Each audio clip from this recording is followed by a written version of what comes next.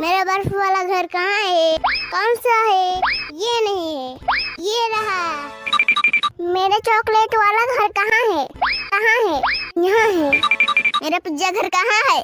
अरे वाह, मिल गया। अरे बाप रे, मेरा घर तो गोबर का बना है। मैं तो इसमें जाते ही बेहोश हो जाऊंगा। मुझे अपने घर में आने दो। नहीं, तुम्हारी नाक बह रही है। तुम मुझे अपने घर में आने दो। नहीं, तुम्हारी लाल बह रही है। तो मुझे आने दो अपने घर में। ठीक है, आने दूंगा। पहले सब लोग लाइक सब्सक्राइब करिए।